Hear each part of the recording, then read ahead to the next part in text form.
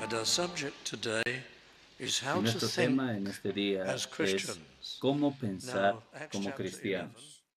Hechos capítulo 11, tú pensarás que es una narrativa histórica, y sí es, pero no es exclusivamente histórica.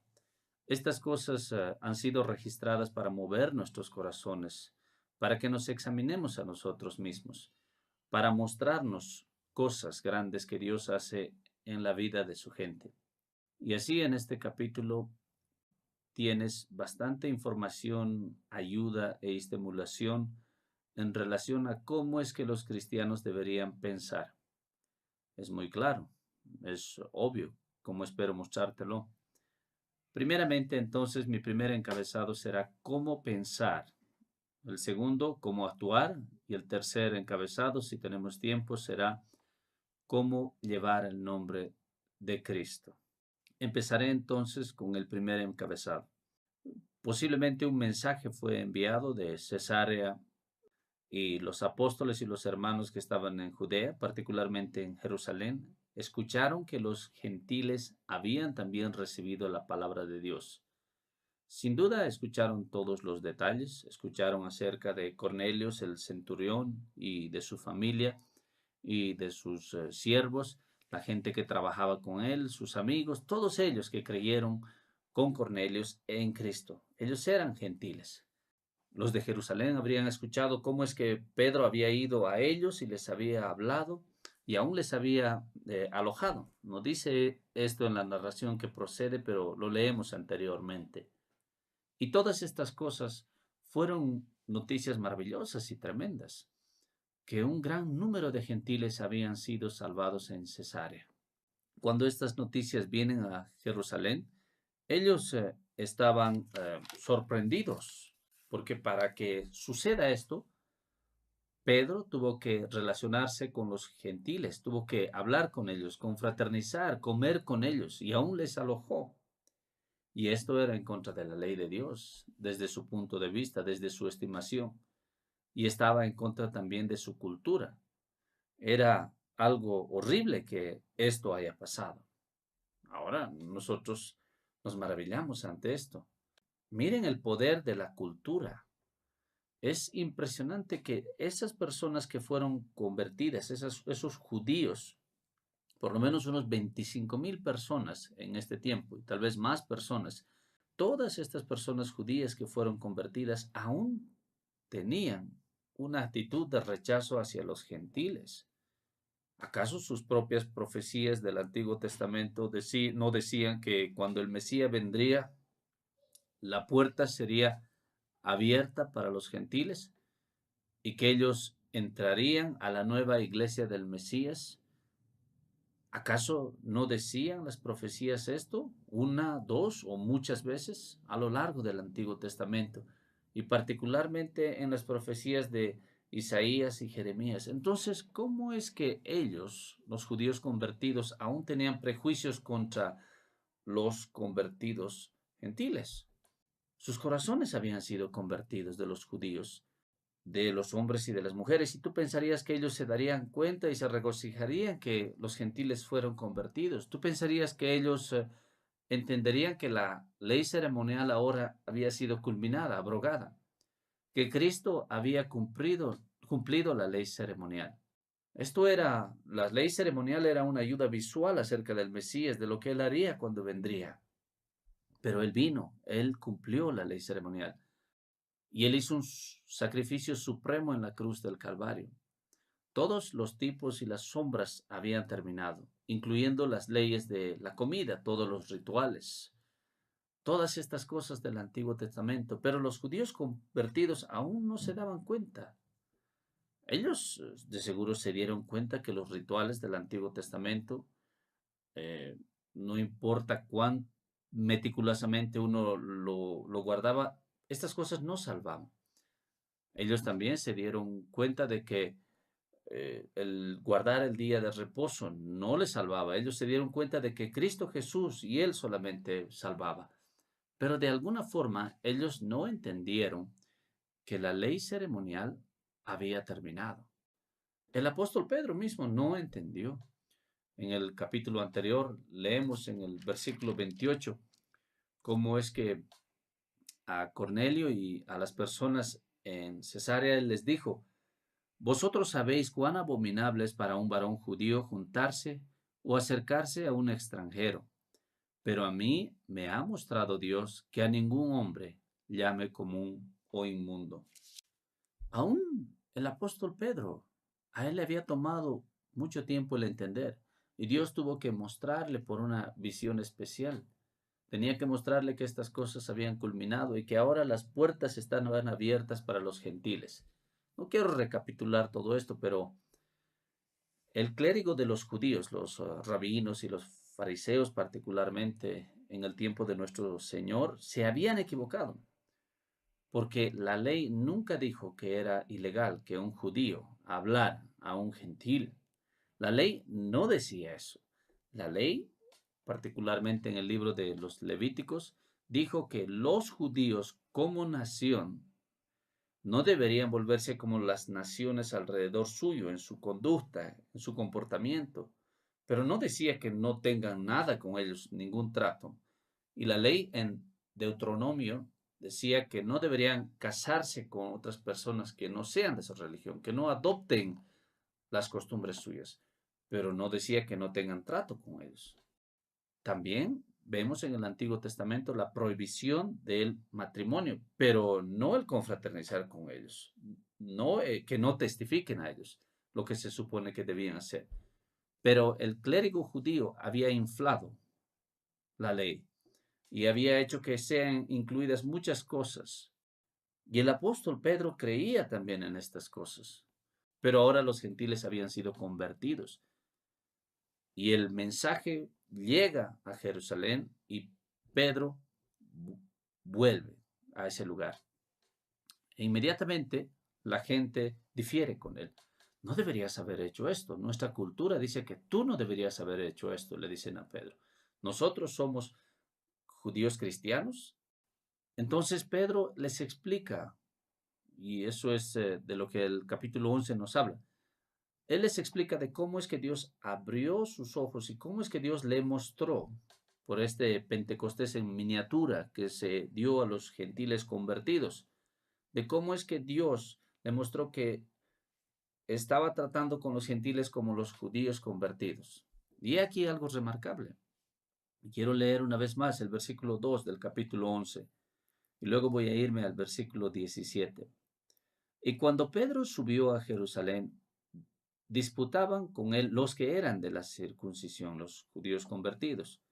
No habrían aún formado un grupo, en el futuro lo harán. Ellos contendieron, disputaban con Pedro. En el griego dice ellos discrepaban con él. Entonces Pedro les explicaba cosas a ellos.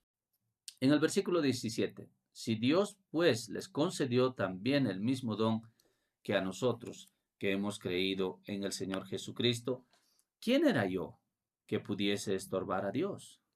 Eso es lo que dice Pedro a los judíos convertidos. Y el versículo 18, entonces oídas estas cosas callaron y glorificaron a Dios diciendo, de manera que también a los gentiles ha dado Dios arrepentimiento para vida. Esta es una reacción maravillosa, sorprendente. La gente normalmente no reacciona de esta forma.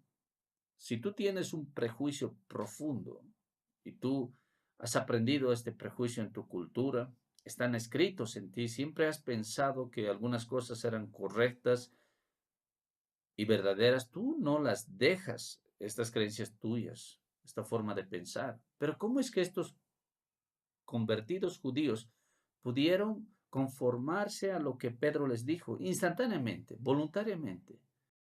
El hecho de que los judíos eran especiales y que los gentiles no podían ni siquiera caminar al lado de los judíos o que los judíos no podían hablar con los gentiles. Esto era el, el motor de del espíritu farisaico que tenían los judíos. Ellos decían, nosotros somos los hijos de Dios, no tenemos nada con los gentiles. Pero estos eran judíos convertidos. Aprendieron que ellos tenían que arrepentirse y humillarse delante de Dios, pero este prejuicio aún estaba en su sistema, en su ser. No podían tolerar a los gentiles, pero sin embargo vemos acá que su mente fue convertida. ¿Y cómo fue convertida? Entonces, al oír estas cosas, ellos callaron, ya no argumentaron más, ya no discreparon más con Pedro, no le criticaron más porque Pedro estaba confraternizando con los gentiles. Ellos no reclamaron más. Y dice mucho más en el versículo 17, glorificaron a Dios, le alabaron, porque los gentiles habían sido salvados. Los gentiles habían sido salvados como ellos mismos, judíos, habían sido salvados. Dios ya no hacía diferencia. ¿Qué corazones más tiernos ellos tuvieron? Ellos eran personas convertidas y ese es el secreto. Por eso es que sus mentes pudieron ser convertidas dramáticamente, rápidamente, porque ellos fueron convertidos. Ellos glorificaron a Dios, le alabaron. Ellos se maravillaron ante Dios, le adoraron por permitir que los gentiles entraran. Ellos no dijeron, oh Señor, nosotros te damos gracias que los gentiles pueden ser convertidos, pero no sabemos cómo vamos a tratar con ellos ahora. Además, no sabemos si nos gusta esta idea o no. No, ellos glorificaron a Dios. Y mira la implicación completa de lo que ellos dijeron.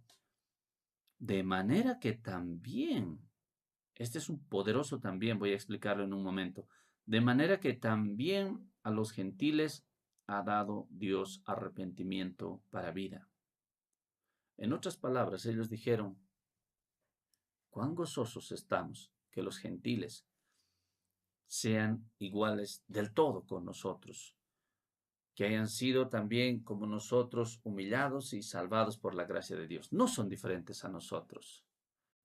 Ellos dirían, recordamos los días cuando éramos del todo judíos y los gentiles se volvieron prosélitos y los teníamos en la puerta, no podían entrar a las sinagogas. Solo después de un proceso judío muy elaborado, ellos podían entrar, pero siempre eran considerados como una segunda clase de la iglesia de los judíos. Pero ahora estos judíos dicen, alabamos a Dios, que Dios les ha traído a la iglesia del Señor Jesucristo solo por gracia. Entonces sus prejuicios ya no hay. Te preguntarás por qué estoy elaborando esto. La razón es porque tú puedes leer esta narración histórica y pensar, esto es solamente acerca de cómo es que los gentiles empezaron a entrar a la iglesia de Jesucristo. Y no te das cuenta realmente lo importante de esto y el cambio completo de actitud que se ocasionó en los judíos convertidos en relación a los gentiles convertidos. Y eso es algo de lo que quisiera hablar en esta mañana por un momento. ¿Cómo pensar? Cuando tú te vuelves un cristiano como ellos, nosotros no estamos cargados con la misma cultura que los judíos de ese tiempo, pero tenemos nuestras propias cargas de cultura en este tiempo. Pero como ellos, nosotros adoptamos una nueva forma de pensar del todo. Nuestras mentes, nuestros gustos y nuestra perspectiva es cambiada. Y dejamos atrás la cultura antigua, la cual nos gobernaba, nos dominaba, nos afectaba profundamente. Ahora esto es importante, especialmente hoy en día, porque han habido tiempos en la historia de nuestra tierra cuando, a pesar de que la gente no era creyente, ellos se aferraban a un tipo de ética cristiana, valores morales cristianos. Cuando yo era un joven, en los 50, el país en ese tiempo, no se había vuelto como ahora, pero se volvieron casi del todo irreligiosos. Un país en el cual la gente no iba a la iglesia. La religión de Cristo había sido rechazada, pero la ética no. Aún se esperaba que tú aprendas la ética de la religión. Y los estándares éticos que se aprendían era de la fe cristiana. Y esta fue una herencia grande. Porque aunque no había la fe verdadera, el ancla moral estaba todavía presente. Entonces, las normas de la sociedad, los estándares morales y las leyes eran mucho más fuertes de lo que son hoy en día. Ahora se han barrido con estas cosas, se niegan. La sociedad hoy en día odia la idea de que hay cosas o estándares que han sido por Dios, estándares revelados por Dios, cosas que la raza humana tiene que aprender y a lo cual tiene que conformarse porque esa es la forma en la cual Dios nos ha creado y eso es lo que requiere Dios de parte nuestra. Pero hoy no puedes decir eso. Si tú has estudiado en las escuelas acerca del pensamiento crítico, como muchos lo han hecho, esto dice que tiene que enseñarte cómo pensar sin hacer referencia a los estándares revelados por Dios, sin hacer referencia a Dios, sin pensar en los 10 mandamientos o las cosas que Dios nos ha dado. No, somos animales que hemos evolucionado. Y esta es la teoría de la teoría crítica, del pensamiento crítico. Así es como tú piensas sin Dios, te dicen. Ahora, en ciertos aspectos, tal vez es buena intención, está bien intencionado y tal vez ellos quieren eh, elaborar buenos estándares sin Dios, pero no sirve. Y en realidad esto va a fallar porque los estándares y valores de Dios son rechazados. Pero lo que ahora la sociedad ha hecho es cambiarlo completamente. Ahora ha quitado tus valores morales, tus estándares, dejando algunos nada más, como por ejemplo no mates, no lastimes a alguien y preserva a los niños, respeta. Solo algunos de estos conceptos han permanecido. Pero lo que te dicen es, así tengas 12, 13, 15, tú eres grandioso, tú puedes pensar. Vamos a escucharte, tú eres importante, tú eres maravilloso. Si eres un joven cristiano, ten cuidado, porque has sido entrenado para pensar de una forma desastrosa. Has sido entrenado para pensar que tu opinión lo es todo. Y lo vemos esto en, en la, en la comunicación virtual, en el Internet. Si tú como cristiano utilizas la comunicación virtual del Internet, ten cuidado de no ser como aquellos que no son cristianos, que no saben cómo pensar. Simplemente ellos tienen un ego inflado y una opinión grande de sí mismos. No les copies, no les imites, ten cuidado. No seas influenciado por ellos. No simplemente des rienda suelta a lo que tú piensas.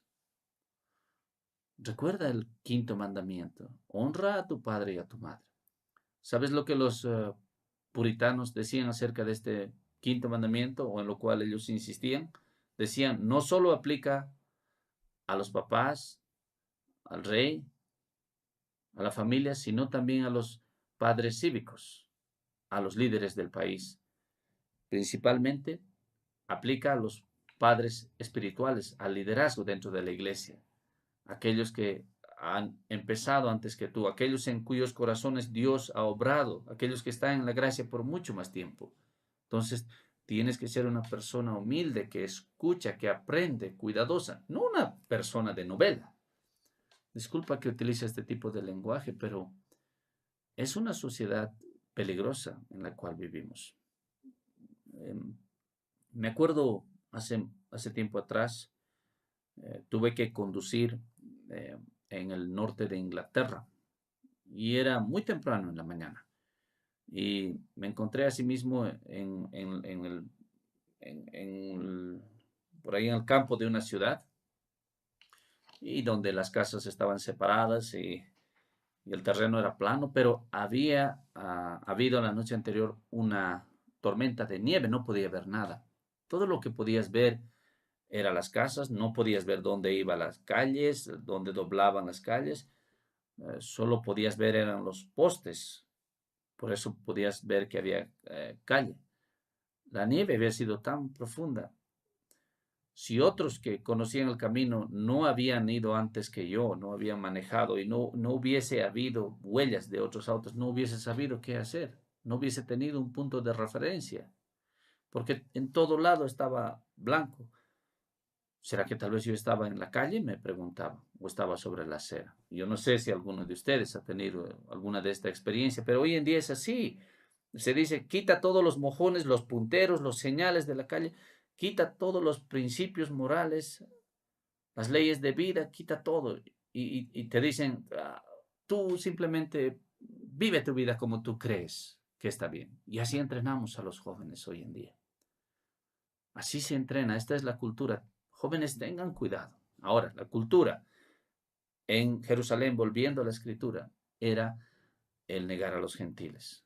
Pero los judíos convertidos salieron de esa cultura, se dieron cuenta que era errónea, que era absurdo y aún que era malvado, y cambiaron sus formas de pensar, tenían nuevos corazones y ellos siguieron la ley de Dios con entusiasmo. Y así debemos hacerlo nosotros. Debemos em, dejarnos guiar por la palabra de Dios. Hay guía para todo, hay principios para que nos muestran cómo vivir, cómo actuar, cómo tomar decisiones, cómo avanzar. Y si tienes duda, pregunta. La gente cristiana, hay gente que te puede guiar, que te puede ayudar. No seas uno de esos que son orgullosos, que piensan en ellos mismos, que pueden guiarse a sí mismos. Debemos tener cuidado de cómo es que la cultura es adversa a la palabra de Dios. Debemos pensar en estas cosas, queridos amigos. Cuando eres salvo, tú tienes un nuevo corazón. Tu sistema de sentimiento está ahora bajo el gobierno. No simplemente dices, me gusta y por eso lo voy a hacer. Me gusta lo otro, es para mí. Me gusta esto. Esto va a ser mi carrera. No, como creyente tú no obras así. No es lo que tú quieres o cómo te sientes o lo que amas. Porque ahora todo eso está subordinado al pensamiento y a los estándares y a los principios de la palabra de Dios. Tienes una nueva mente para pensar, para aprender, para recordar el quinto mandamiento. A los ancianos en la iglesia, si quieres ponerlo de esta forma. Hay principios y debes proceder con humildad. Tienes una nueva voluntad. Tu voluntad anteriormente quería hacer lo que le daba la gana. Ahora pregunta a la mente. ¿Qué es lo correcto que tengo que hacer? ¿Cómo tengo que comportarme?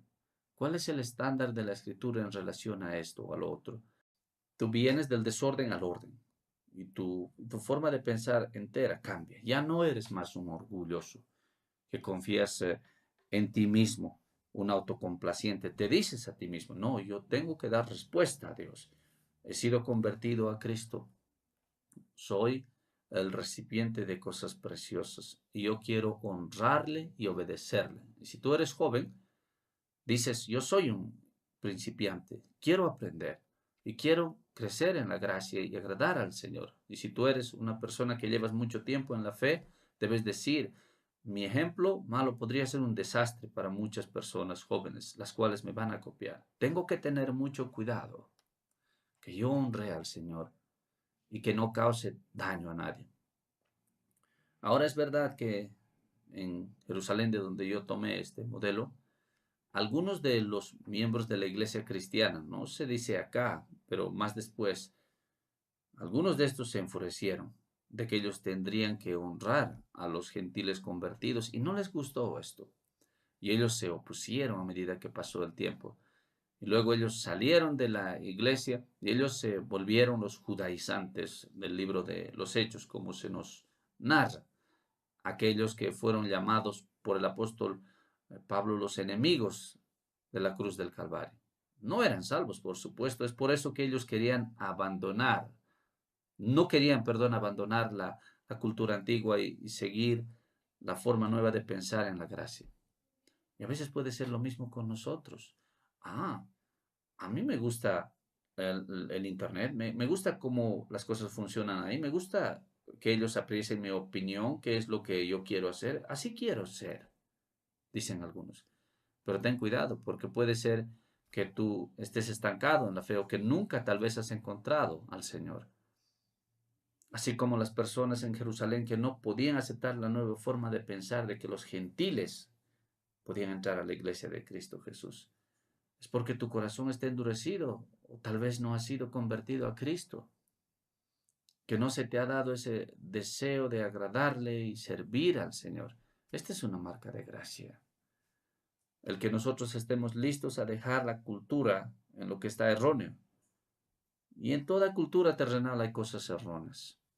Hay cosas erróneas cultura inglesa, de la cultura americana, la cultura africana.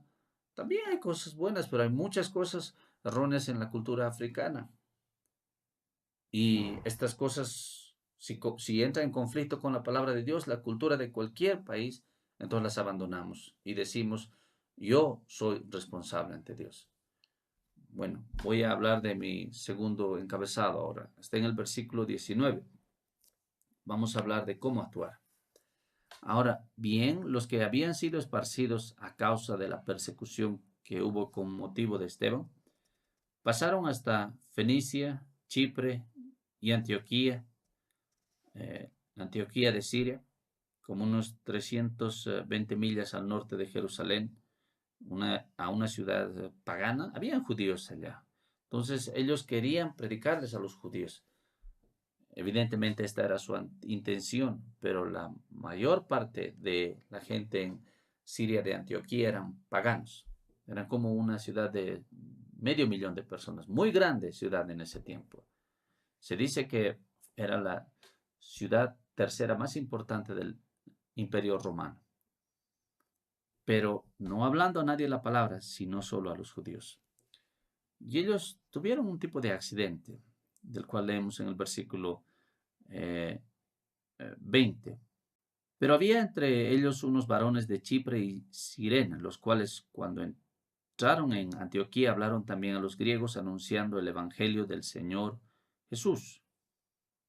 Cuando hablamos de los de Antioquía eran los que hablaban griego y les predicaron del Señor Jesucristo. Versículo 21, y la mano del Señor estaba con ellos. Así es como ellos fueron convertidos, porque la mano del Señor estaba envuelta.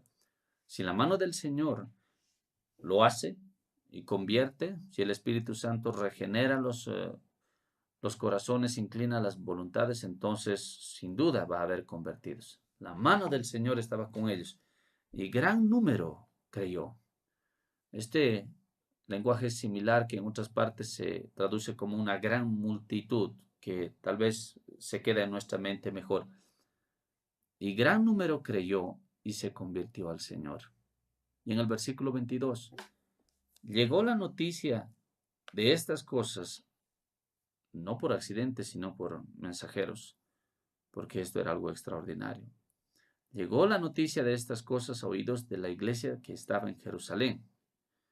Y ellos recibieron y aceptaron esto, de que los gentiles habían sido convertidos. Estaban alegres, no cambiaron de opinión, porque cuando ellos escucharon estas nuevas, estaban felices. Pero no se menciona a ningún apóstol en el versículo 22. No menciona a los apóstoles. Lucas tiene siempre cuidado de mencionar a los apóstoles en sus narrativas, pero acá no les menciona. Entonces asumimos que los apóstoles estaban fuera de la ciudad. No estaban en Jerusalén cuando las buenas nuevas vinieron de que en Siria, de Antioquía, un gran número de gentiles paganos habían sido convertidos por medio de la predicación de Cristo en el lenguaje griego. Y ellos, los de la iglesia en Jerusalén, por supuesto que en este tiempo ya había ancianos en la iglesia, sabíamos que había diáconos, seguro que también había ancianos, porque leemos de ellos más después.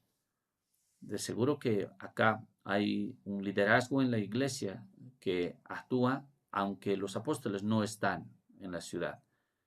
Y aquellos de la iglesia, esto ha sido hecho en el nombre de la iglesia, enviaron a Bernabé que fuese hasta Antioquía. ¿Podrías traducir esto mejor para entender el sentido del original? Que él fue hasta Antioquía. Bernabé, que fue un camino largo en esos tiempos. Y Bernabé fue enviado. Vamos a dejar por ahora el versículo 33, pero quiero que veas el versículo 24. Bernabé le fue bien, pero él fue enviado porque era varón bueno. Ahora, la palabra griega de bueno acá es una palabra elástica que se adapta a la situación. Y la situación acá es un llamado a ministrar en la ciudad de Siria, de Antioquía. Entonces lo que significa es que él, Bernabé, era bueno para la tarea que se le asignó. Debes entender esto. No significa que él era un buen hombre o que era una persona agradable. De seguro que fue, que era, sino que significa que él fue una elección buena. Le eligieron sabiamente. Él era el hombre para el trabajo. Este es el sentido en el cual la palabra bueno es utilizado acá en el versículo 24. Sabemos que él era un hombre bueno. Él estaba entre los primeros que donaron para la iglesia. Bernabé era tan dedicado que vendió su propiedad en Jerusalén para darlo a la iglesia. Sabemos esto por los registros anteriores. Sabemos que él viajó predicando, obviamente comisionado y enviado por los apóstoles. Entonces, él fue una elección buena. Por supuesto, fue una elección buena que le eligieran a Bernabé, porque él hablaba griego, él conocía a la gente en esas regiones donde fue enviado. Por esa razón fue buena elección, pero también fue una buena elección porque él era un hombre amable, un predicador, tenía denuedo. Es por eso que le eligieron. Él era un buen hombre y lleno del Espíritu Santo. Entonces él tenía celo. Él había sido usado por Dios en su testificación y en su predicación para que por medio de ello hubiera muchas conversiones. Él tenía las evidencias de un hombre que tenía el poder del Espíritu Santo en sí mismo. Él era un buen hombre y lleno del Espíritu Santo y lleno de fe. Era un hombre de oración, un hombre que encomendaba todo al Señor y confiaba en Él y tenía una fe fuerte. Era el hombre que debía ser enviado hasta Siria de Antioquía. Este es el punto. Primero hemos visto cómo es que los cristianos, aunque ellos fueron influenciados profundamente por una cultura errónea, cómo es que ellos cambiaron y empezaron a pensar como cristianos. ¿No es esto maravilloso? Que los gentiles serían convertidos y serían igual que nosotros, los judíos convertidos, y nosotros les abrazaremos como hermanos y hermanas en la fe. Y a ellos se les había dado arrepentimiento para vida. Y nosotros alabamos a Dios y glorificamos a Dios. Entonces los judíos convertidos aprendieron a pensar. Y también ellos aprendieron a actuar. No fue una persona que fue, cualquiera que fue a Siria de Antioquía, fue una persona elegida. Los ancianos de la iglesia en Jerusalén, aún en la ausencia de los apóstoles, ellos eligieron. Ellos seleccionaron a una persona madura, probada, para esta tarea y le enviaron. Esto habla de orden. ¿Cómo es que uno debe pensar y cómo es que uno debe actuar en la iglesia de acuerdo al orden? Esta no es nuestra iglesia, es la iglesia de Cristo. No es mi iglesia, es la iglesia de Cristo. Y Él la ha diseñado para que nosotros sigamos un cierto orden, para que tengamos pastores, ancianos y oficiales de la iglesia, que tengamos pastores, ancianos, y para que sean aprobadas las designaciones dentro de la iglesia. Te voy a decir un ejemplo triste de hace mucho tiempo atrás, por ahí en los 1970. Había un hombre en esta iglesia con su familia. Él tenía una casa grande y un jardín grande. Y él decidió de una forma que no era oficial, de una forma unilateral, él decidió empezar una reunión de jóvenes. Y resultó que era para sí mismo, para autocomplacerse. Él lo hizo con todo. Al principio lo hizo de una forma secreta. Estoy hablando de hace muchos años atrás, de forma tal que nadie acá pueda ser ofendido. Creo que él ya ha muerto o se ha ido a otro lugar, no estoy seguro. Pero lo que pasó fue triste, porque los jóvenes se juntaron, muchos habían venido al Señor y aprendieron de la fe, pero ellos crearon un tipo de grupito dentro de la iglesia, con todo tipo de cosas que había, criticismo, había burlas, y cuando al final esto tenía que ser disuelto, porque otras cosas más pasaron, las cuales no voy a comentar, pero muchos de estos jóvenes, cuando esto se disolvió, fueron heridos. y se decepcionaron y ellos tuvieron que pasar por muchas dificultades por muchos años. ¿Por qué? Porque no se siguió el orden. Una persona con motivos erróneos que tenía pensamientos unilaterales empezó esto. No hacemos cosas de una forma unilateral en la iglesia del Señor Jesucristo. No tenemos una columna, una quinta columna en la iglesia local del Señor Jesucristo, alguien que hace lo que él quiera separadamente. ¿Qué pasaría si en los días del apóstol Pablo, acá en el registro que leemos, estamos hablando de Pedro, no había la comunicación virtual, el internet, pero ¿qué pasa si hubiese habido eso? Y le hubiese dicho, déjame juntar a a aquellos que yo conozco, con los que me llevo bien, los de edad mediana, los jóvenes o los más mayores, les voy a decir, vengan conmigo y vamos a escuchar a este predicador judaizante. Qué cosa más terrible. ¿Cómo se sentiría el apóstol Pablo acerca de esto? Porque una persona no entendía lo que estaba haciendo y se estaba comportando de una forma unilateral. Pero este es un club bonito, es una oportunidad para que yo organice cosas como yo quiero. Eso nunca pasó en los tiempos del apóstol Pablo. Si Bernabé quiso ir a Siria de Antioquía, aunque la escritura no lo menciona, él no se eligió a sí mismo. La iglesia lo envió porque el orden se tomó en cuenta. Y así es como las cosas deben ser hechas en la iglesia. Yo no me digo a mí mismo, no te preocupes por eso. Los ancianos de la iglesia, los diáconos y demás, el mandamiento quinto que dice debo honrarles. No, no, no, yo me considero a sí mismo como una persona buena para este trabajo, lleno del Espíritu Santo. Esa es una actitud orgullosa. Hábil y lleno de fe creo que soy yo. Yo voy a hacer algo. Yo explico acerca de esto porque 2 o 3 personas muchas veces me han preguntado por qué es que hay orden en la iglesia. Porque esa es la forma en la cual Cristo lo ha determinado. Venimos entonces a la iglesia y empezamos a pensar diferente de acuerdo a las escrituras. Aprendemos a observar el orden que Cristo ha establecido. No tenemos pastores y ancianos los cuales se nos imponen de otras iglesias. No, nosotros como iglesia aprobamos. Y después nosotros reconocemos y oramos para que dentro de la iglesia los ancianos y los líderes y el pastor nos guíe. Somos personas hospitalarias. Por supuesto que podrías tener una persona o un grupo de hermanos pequeño y brindarles hospitalidad, sentarse, conversar de las cosas de la fe, pero reuniones grandes, no, eso es lo que la iglesia debe determinar, no nosotros mismos. Y ese es el estándar de acá. Mi tiempo ha pasado muy rápido, pero por favor mira al versículo 25. Después fue Bernabé a Tarso para buscar a Saulo. Esto quedaba un poquito más hacia el norte, a Tarso, donde era el lugar de la ciudad de Saulo. Tal vez Bernabé tenía alguna idea.